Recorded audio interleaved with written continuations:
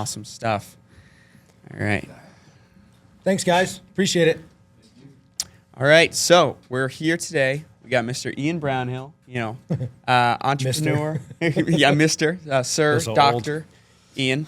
And, you're a big influence on TikTok with all your New Englander, average New Englander, average Rhode Islander, comedy bits. That's really great. If you could, I want to get started and kind of focus on, what do you focus on when it's comedy? What is your main focus? What are you putting out there that really works? And, what are you posting?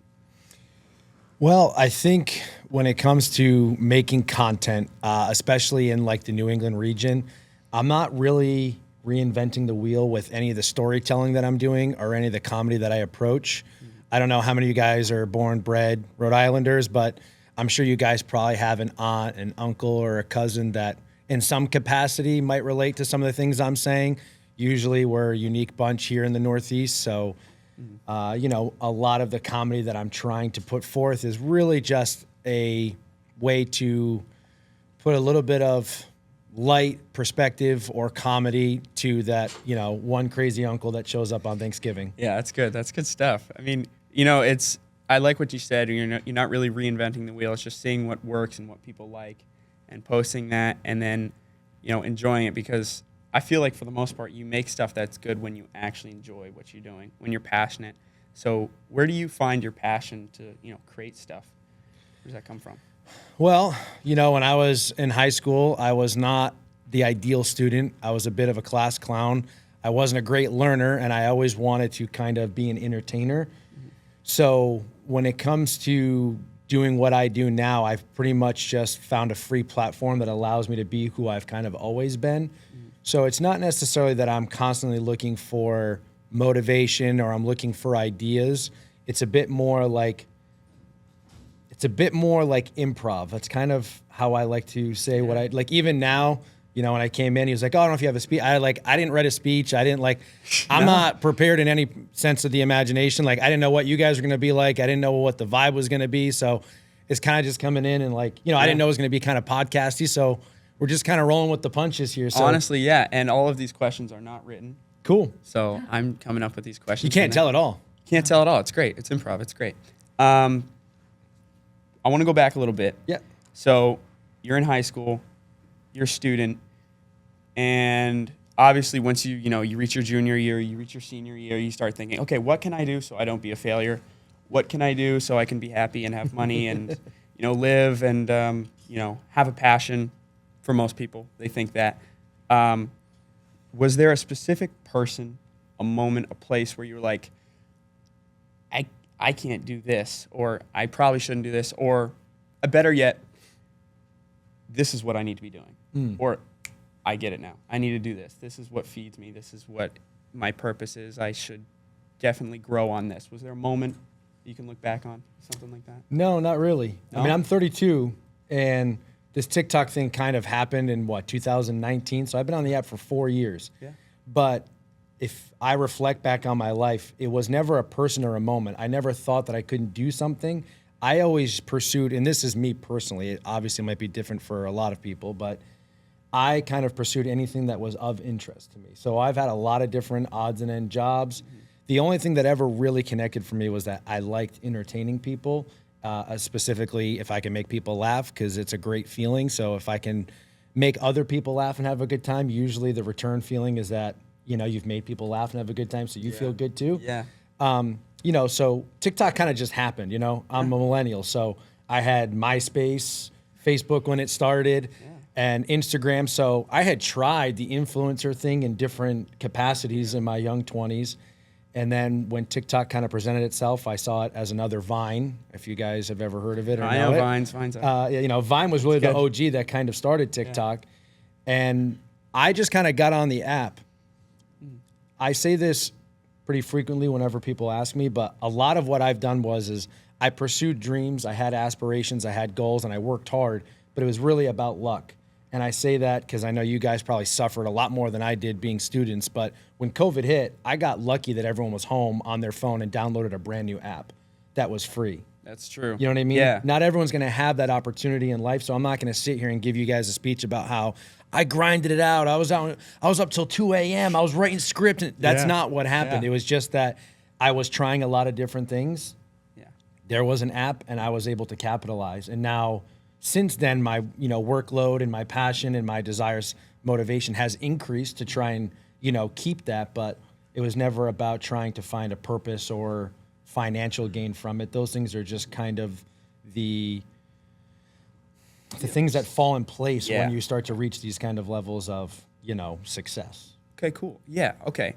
So you're saying that when COVID hit, this app, brand new app, TikTok, everyone's loving it, and you're saying you got pretty lucky. Yeah. So you can see that as almost like a door opened opportunity. Mm-hmm. And I did do my research. I did do my due diligence. I saw your stuff. I've looked at what you've done. Sorry. No, it's funny. No, it's good. Most of it's really, I'm joking. It's good. It's great. And you're an actor. I've seen that you've done some stuff to get on that film credits, and model too. You've done some modeling. It's pretty good. You spread your horizons. That's good. Yeah. No, but that's good. Because you got to start somewhere and you got to grow. But more importantly, kind of what this question to focus on is when you get lucky, when you have an opportunity, how hard or what do you do in order to expand on that opportunity? Once you're like, okay, I have something here, or I think I can move forward. Like, what's your mindset going forward when you think something's going to work?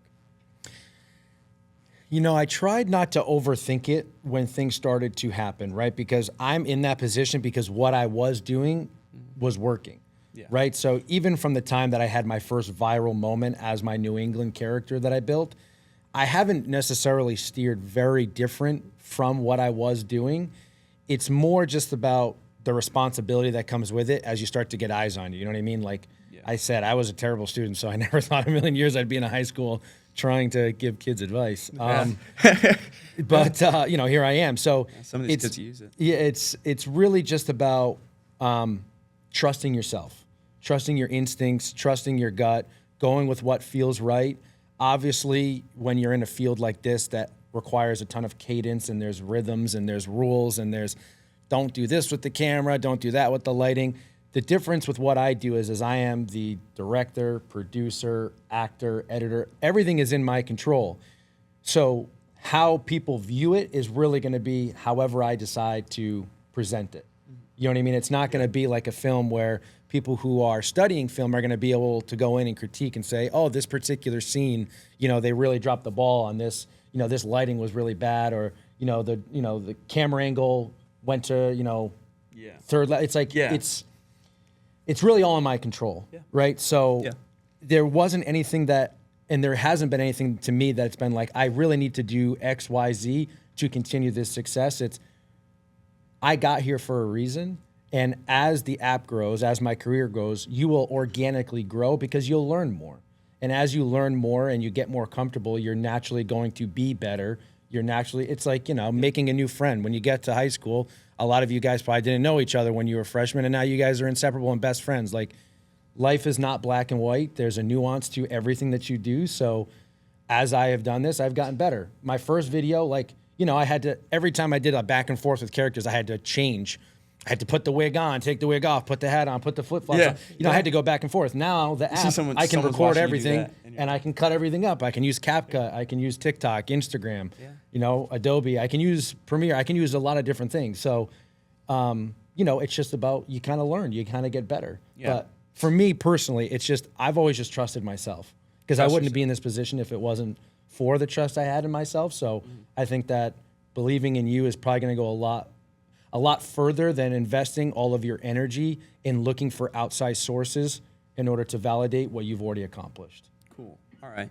And, you started with the TikToks and stuff, and you grew on that. You trust yourself, and it kind of picked up really, honestly, pretty fast, and you got a great fan base. I mean, we were walking through the hallways, and we had like 2 people go, hey, you the guy from TikTok? I've seen you on TikTok. That's great. And, and it's something like that where people, come to like you to the point where there's opportunity in it. Mm-hmm. And I've seen that. You've done the thing with Dunkin, You partnered with that, and you did the videos on that. And that was really cool. So when it comes to like a professional sense, where it's like, okay, I have something now that people like, I have a platform, I have a voice where I can, people can see me and I can have an opportunity. What's your next step to move forward when it's like a job opportunity or it's a business transaction, it's a client, it's a deal, and it's like a partnership almost? Like, what's your way of going about like those partnerships and going forward in your future? Well, there's a few levels to this. So as I told you, I had a little bit of experience. Well, I had a lot of jobs before I got to where I'm at. Yeah. Okay.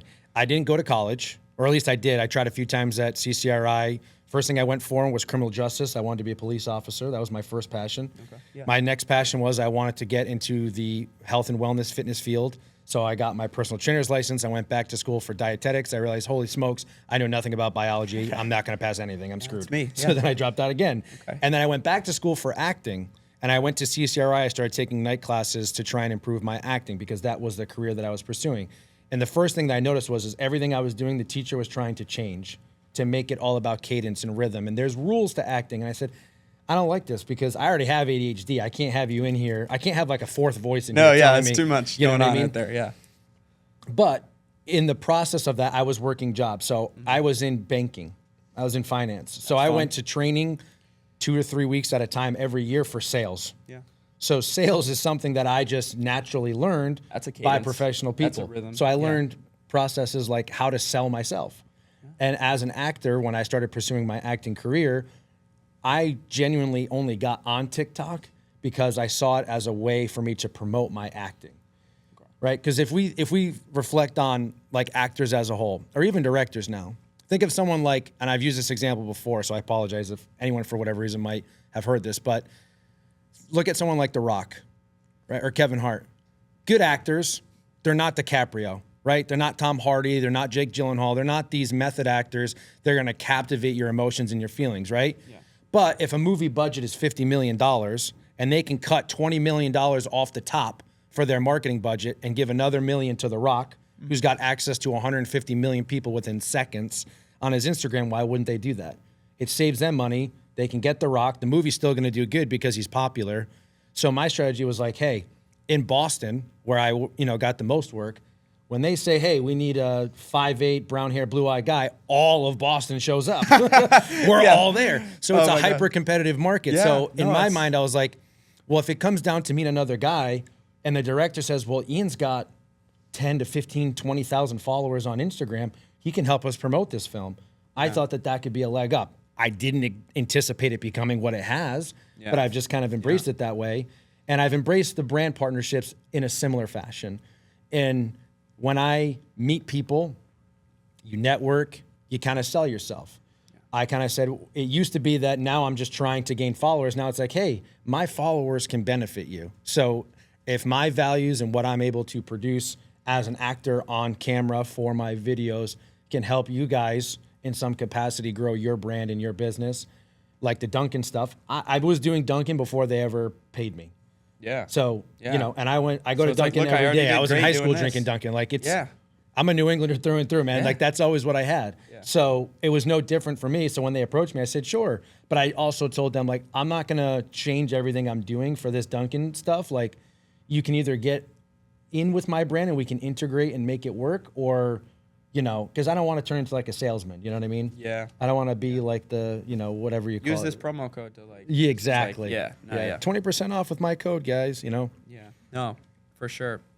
So I think from what I've seen and what we've talked about so far, you're at a pretty great spot right now. There's a lot of opportunities, and you have a good, footing. You got good head on your shoulder. You know what you can do. Moving forward, so the future of you, because in all honesty, the business and everything that you work for, it's you. You're selling you. You are you. Take care of yourself. What do you personally want to do in the future to move forward with this? Where do you see yourself going? Where are you like, that's where I want to be? What's your goal? Well, I don't see social media really going anywhere, so I think I'm just going to kind of stick with what I'm doing right now. But being in the field I'm in now, I have learned quite a bit. So it has opened up doors of opportunity in the social media strategy and marketing world. Yeah. I'll be honest with you, I'm not someone who can sit down and do like an Excel spreadsheet and type up, a script for you.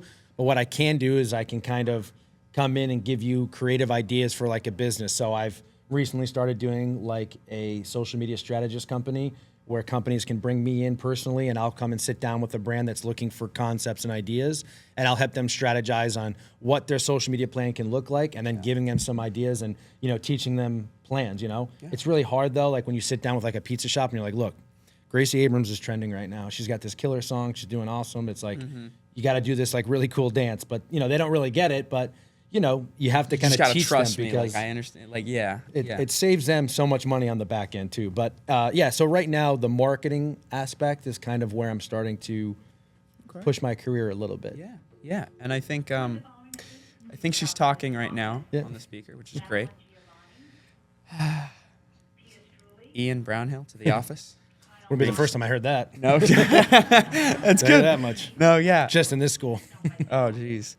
Well, okay, so you've definitely had a lot of different jobs beforehand, and you've met a lot of different people through this. I expect you have a lot of people coming up to you and be like, "Are you the guy from TikTok?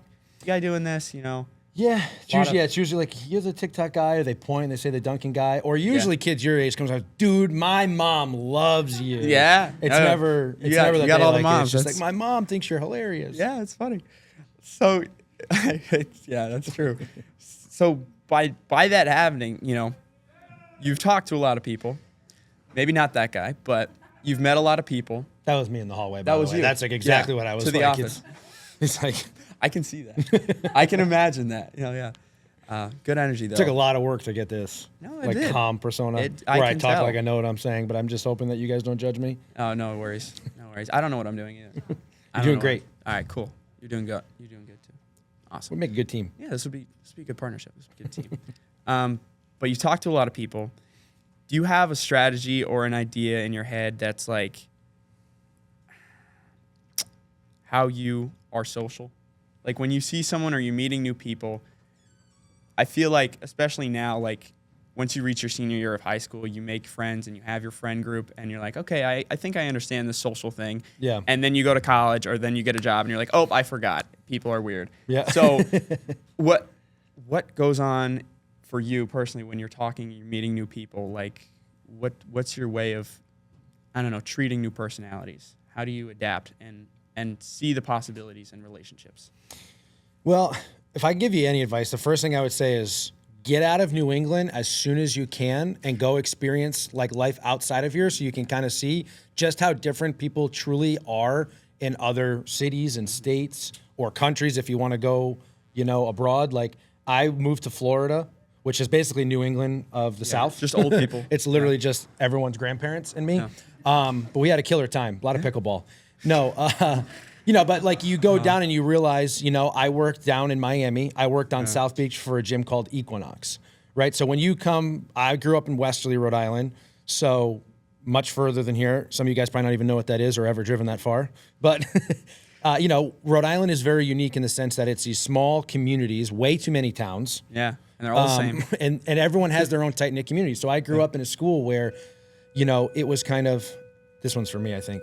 No, that's just everyone. But you'll be late. That means you have to be in class, right? Is that what that means? I think so. Oof, PTSD. I know, it's gross.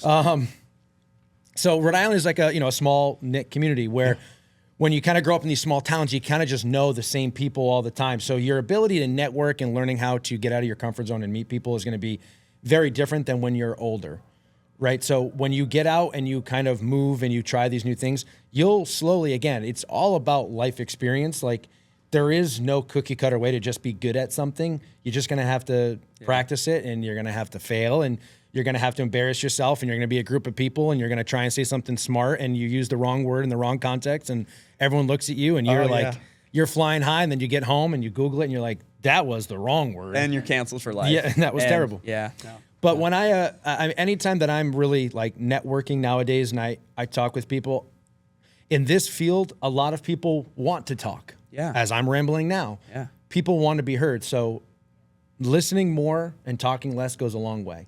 I am also an introvert that just knows how to be extroverted. So like I spend most of my time alone. My wife hates that. I spend most of my time like quiet, alone. I like to be out in the wilderness. Like I'm a pretty calm, quiet person, but I know how to turn it on. Yeah, no, so yeah. I use that to my advantage. So like I come here and this will be all my energy for the day, and I'll go home and overthink. I'm like, that one kid in the white shirt was really, he definitely thought I was an You idiot. were saying, no, that kid is listening. I know him. He's listening hard. But he's taking everything into account. I think it's really just about, listening more, talking less will always go a long way.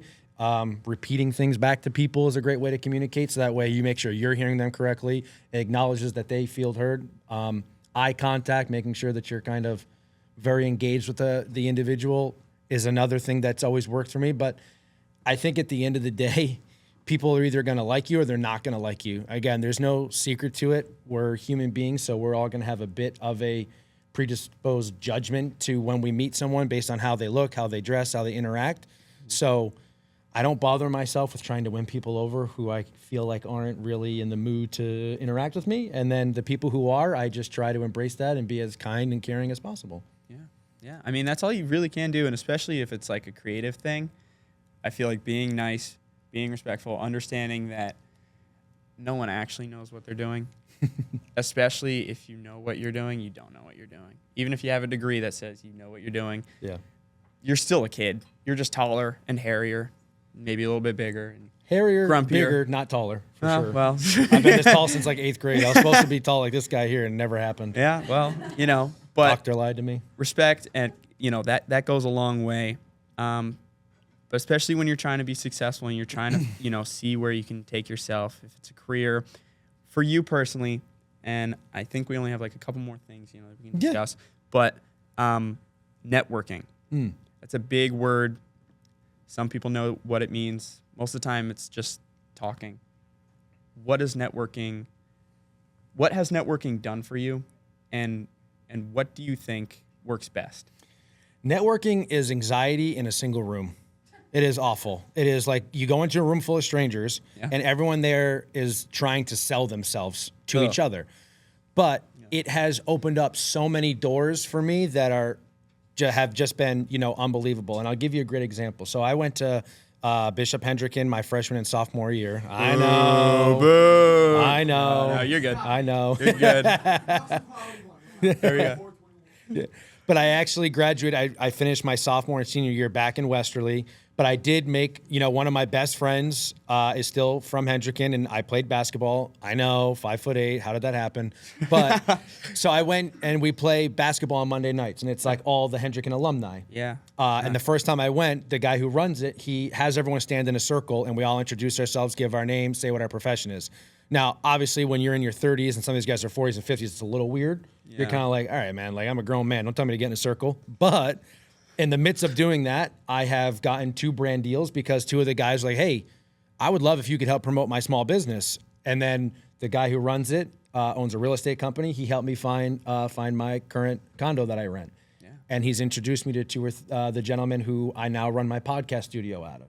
So just making friends and networking and being open, it's like we all just, I guess the best way to think of it is we all are thinking the same thing. Yeah. We're all having anxiety. We're all feeling stressed and nervous. It's like, but just like saying hi or, hey, what is it that you do? Or, what brings you here tonight is like, once the conversation opens, it gets a lot easier. But yeah, networking is a great way to get your name out there, get your business out there. And in this industry specifically, networking is huge. Yeah.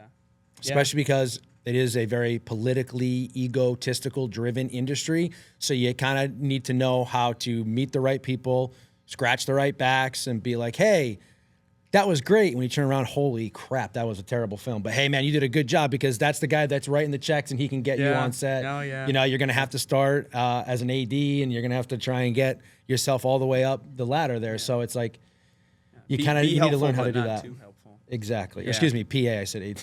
Be nice if you could start as an AD. No, that'd be good. Yeah, that makes sense. It makes a lot of sense. I had a question. I don't have it anymore, I don't know where it went. We'll find it. Cool. Why don't we open up the floor? Let other people ask questions in the meantime. Let's do that. I was actually going to ask, how hard is it to come up with like new inspiration and creativity for videos? Obviously, like you're constantly doing like similar stuff, whereas it's videos that relate to other New Englanders. Right. But it's like, and I've seen some of your stuff when you come up on my feed sometimes. So good to you. That's networking. But you're not always, I'm going to probably assume you're not always getting inspiration from the world around you. So how do you sit there and go, okay, I need to make a like new video, like, or I want to make a new video. I just don't have anything to make it on. So what do you do when that happens? So I have this thing called EDHD and my brain never stops. So I don't know how to say this in short, but the ideas kind of just like happen. For example, I have a video that does semi well and I repost it every year and it's about like trick-or-treating in New England. Yeah. Right. That wasn't something that like inspired me. It was because there was a bag of candy that my wife bought for Halloween and I ate the whole bag. And she was like, what are the trick-or-treaters going to eat? I was like, that'd be a funny video. And it got, you know what I mean? Like it just kind of, my brain just kind of works that way. I think the only thing I can really say is it is a little bit of the inspiration around me by watching and consuming content. So I might see an idea and I kind of pull some inspiration from that. Or what will happen is if there's a trending audio, if there's a trending sound, if there's things that are really popular, I'm like, okay, I can't do backflips and dance, but this sound does kind of sound a little bit like this. So why don't I use that sound to my benefit and create something around that? But sometimes it does take just like sitting down and just like come up with something, think of something, and you just kind of, I don't know. I mean, it all is individual. You know what I mean? I don't know how you think and how you come up with your own personal ideas. I don't have ADHD. But yeah, but for me, I guess I'm just fortunate in that sense that I truly can sit down and kind of just come up with ideas, which is why most of my skits and what I do is like improv. So that doesn't really answer your question at all. Sorry. No, it does. That's fine. That was a good answer. Yeah, made sense. Anyone else have a really Eli? I just want to say first that I'm one of the only people who got my mother onto your content because I like you very well. Let's go. Oh. And my question was, because you were saying earlier that you want to do a lot of stuff with like marketing and going into that aspect, but you are an actor and you do have some film credit. If the opportunity arises, would you jump on the acting train or would you stay more with marketing and behind the scenes? Oh, I would go to acting right away. Like 100%. You know, that's definitely the passion. That is where like my desires and goals truly lie. But it is a hyper competitive market. And there is a part of me that enjoys the control that I have with social media because it, like I said, I'm wearing all of the hats. Right. So going back to set and being told what to do is kind of tough for me. Like I said, being told to do is just not my forte. I'm not very good at that. So, you know, when I started off in the acting, I had to do a ton of background. And I've done some amazing films where I got to just play a guy that walked by, even though they cut my hair and shaved my beard, you never saw me. Like I got to do all of these awesome things. And that's how I learned. I observed watching all of the main actors and actresses perform. And I watched how the director kind of went about things. So, but now that I've done enough background, I've done a bunch of student films. I've done a few pilot and feature things. Like now that I've done that, I'm probably not going to just jump onto background and do these other things now just because from a business standpoint, it doesn't make sense. But if I have an opportunity to actually audition for something major, I would love to do that. Right. For sure. Thanks, dude. Awesome. It's a really good question. Anyone else have like a thought or an idea that we can just like bounce off on anything? How come I was a little annoyed when I saw the New England accent that you do the videos as your real accent? How did you come up with that? Or like, where the heck? What is she talking about? Yeah. No, that's just. I've been talking this way the entire time. Sorry, my bad. In here.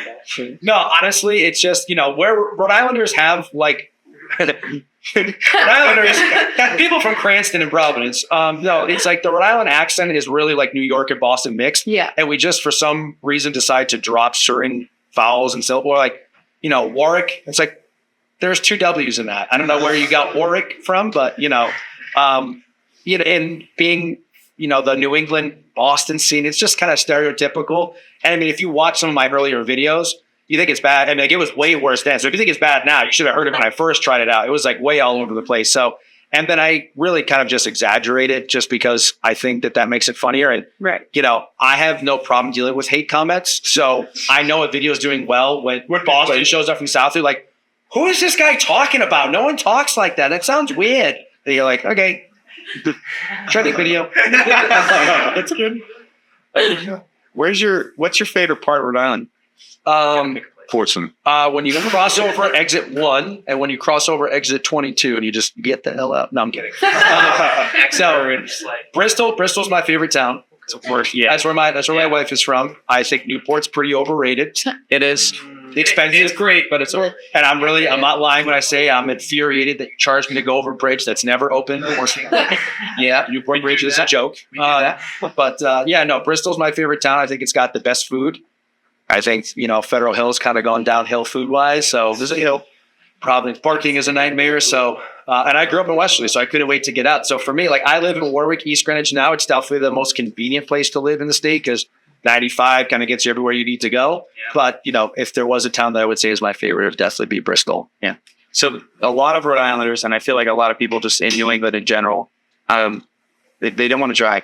They don't want to drive too far. That's over the bridge. Yeah, you don't want to do that. If I close my eyes, it sounds like my mom's talking. Ian, that's too far. Where you go? Oh, my heart. No, but I feel like opportunities aren't that far away. No. And being creative is not that far away. You just got to be willing to try. Yeah. So how far would you be willing to go for a creative opportunity? Like, where would you go? Like, wherever it can take me. 100% wherever it take me. I mean, I'm like a diehard Peaky Blinders fan. Yeah. So anyone who went on my like TikTok, I'm a cosplay nerd. I love that stuff. So I love dressing up as the Peaky Blinders and doing the whole bit. Yeah. I tried desperately to get on. I got a phone call with the casting director, but they wouldn't give me a work visa to come and do background on the new Peaky Blinders film. But it took, I sent them probably 12 emails until someone finally replied. Just kind of bugged them, and then I was like, "Can I just take a phone call?" And I was like, "Look, I can do this, blah blah blah." No, they're like, "Look, we're not giving work visas. This is background. We're talking about $80, pal. You sure you want to do this?" I was like, "I will fly to England.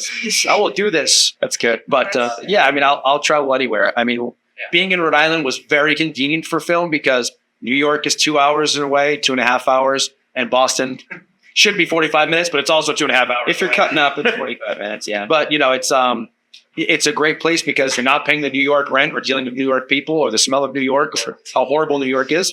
And then Boston's where you don't have to pay $5,000 in rent. You're in Rhode Island. It's a little bit more affordable. There is a great art scene here in Providence. And there are a lot of short films and student films. Obviously, you know, you guys have a great program here, but you know, URI has a great student film. I've made a lot of really good connections out of there with a lot of the students. So there's a lot of opportunity here on Rhode Island as well. So, but of course, I don't know what you guys are pursuing career-wise or what your aspirations are in filmmaking, if it's in front of the camera or behind. But there are opportunities. So, all right, I kind of have just like I feel like a wrap-up question, almost just like making our way to the end of this thing question, which is near future and present. What are you working on? What's coming up next for you? What are you focusing on in the foreseeable future? So foreseeable future, I mean, really, I started finally getting on YouTube. Yeah. So my hopes are that I'm able to transfer my audience, build an audience over there. And then I'm thinking about trying to get into a little bit more short/long form sketch comedy. Yeah. So a bit more that's going to require some help from people in the directorial field, cameras, and just trying, because I have ideas I think could work. So I'm hoping at some point to try and get some SNL style skits out there that's not 20 to 30 seconds on TikTok or Instagram. Yeah, and short as this band, just like, yes. Yeah, it was like doom scrolls, meaningful, you know, like I put work in this sense, like hard. Exactly. Yeah. Okay. Yeah, that's good. That's awesome. Mr. Bailey. Mm-hmm. Any questions? You're all done. Any questions from the audience? I got one more question. Yes, with Charles. What's your favorite movie? Oh my God. I can't ever really truly do this because I think it has to go by genre. So I love to laugh. Laughter is my favorite type of movie to watch. you guys probably don't. I don't know if you know this. It's called Night at the Roxbury. Yes. Yes. Night at the Roxbury is one of my favorite movies, but Step Brothers, Talladega Nights, Big Book. Oh, yeah, that's good stuff. I love that's good stuff. Those are some of my favorite things to watch. But as far as I'm a huge fan. Like I can say more. Like I love Cillian Murphy, Jake Gyllenhaal, Tom Hardy. Yes. I don't love DiCaprio that much, if I'm being honest. But I mean, I can't not the amazing performances, but if I was to give more of like a drama, as a big fan of Manchester by the Sea. I kind of like those sad, and that is like my dream type of role. Not the comedy stuff. I love like the dark, real, raw drama that kind of doesn't have a purpose. It's just that everyone leaves the film feeling like, that kind of made me feel a lot, but I don't know what. You know what I mean? Yeah. I was thinking about it for a couple days after. Yeah, that's good. The only feature film I ever did was kind of like that. But what was that? My performance was about a C-. So it was my first feature. It's pretty good. Pretty fun. I tried to get like great. Yeah, I got one. Do you have anyone like you base your like content off of? Like, do you look and then you always try to go, oh, he's gonna ask them? Okay, or is it just all off your thoughts? Yeah, so I think obviously creating like a New England guy like Affleck and Damon and Wahlberg, these are all guys that have already kind of done this before me. There is a guy, his name is Nick Fitzy Stevens. I don't know if you guys know Fitzy, but he's the OG of what I've been doing. I've been when Tom Brady was around in the early to mid 2000s, he used to do these post-game interviews where he talked about being like the ultimate Patriots fan, and he did a little bit of a Boston accent. If you go to Patriots games now, he's like the announcer who does on like the middle of the game games on the billboard and stuff like that. He's on WEI. So he's someone that I loosely based a lot of what I created off of, and we're good friends. So just to clarify, it's not stolen content. It's good. It's original and it's funny.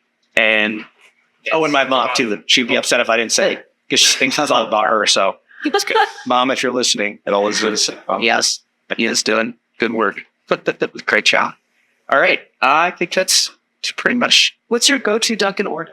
Oh, yeah, no, that's good. Okay. Yeah. So this doesn't leave this room. Take notes. Okay. But cat's out of the bag. I actually drink decaf coffee. Oh, that makes sense. Yeah.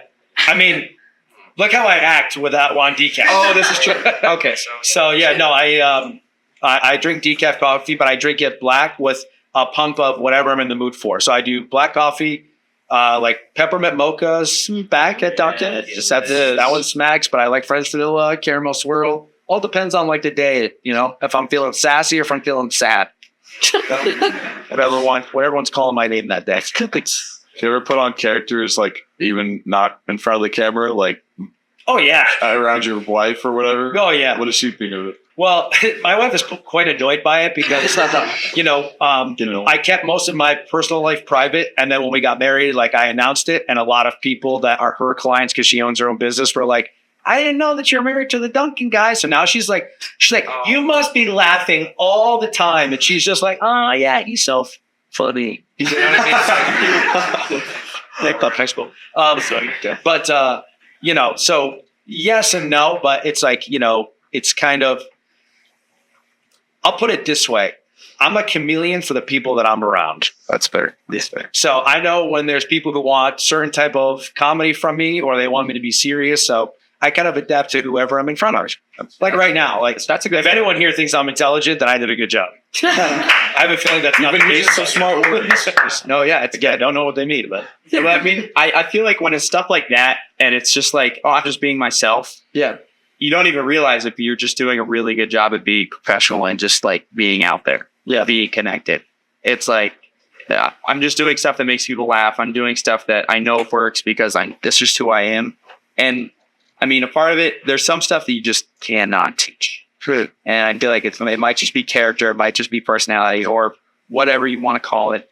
But I think a lot of that goes a long way when it's like, how do you do it? Or like, oh my God, you're something you should be a comedian or something like that. You do that and you're like, okay, well, I'm just that.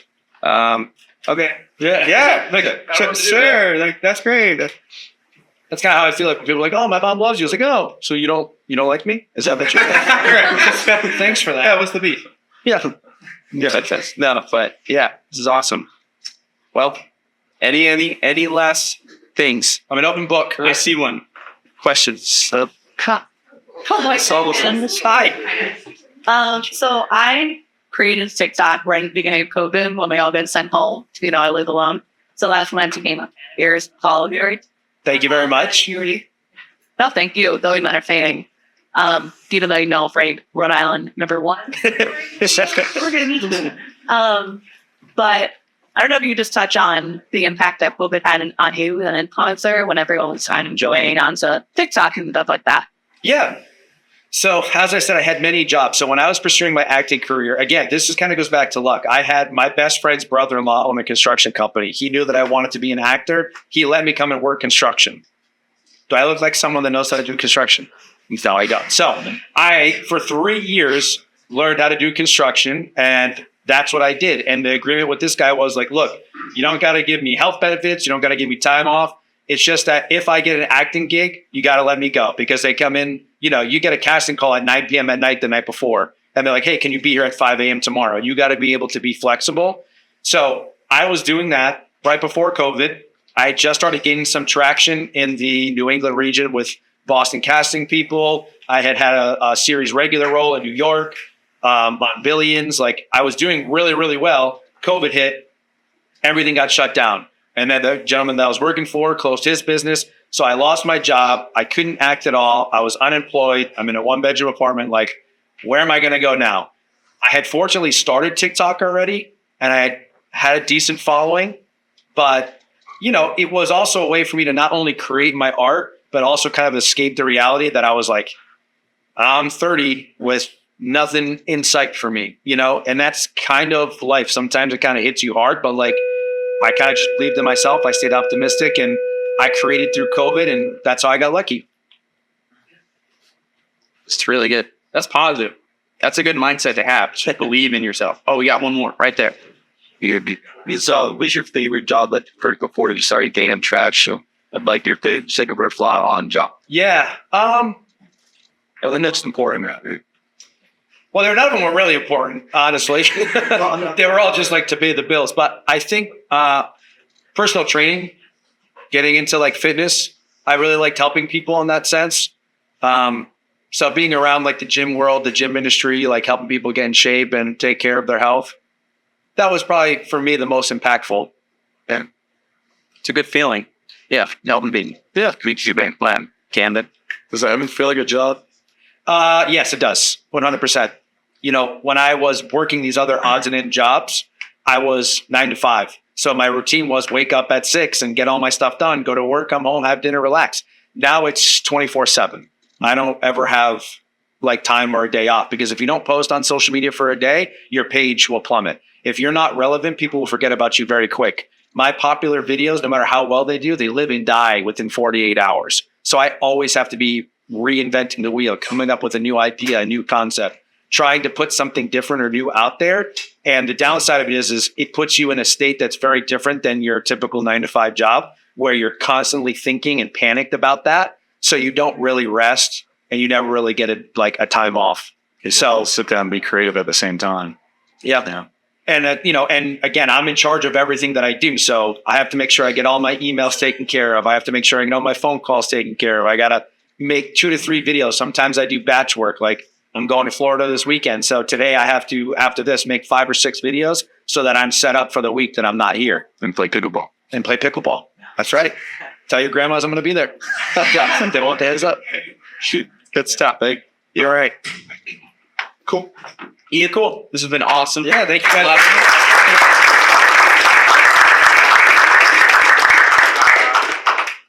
All right, stop rolling, step on everything. So the thing, stop on. Also, thank you very much. Appreciate it. Great job, so freak.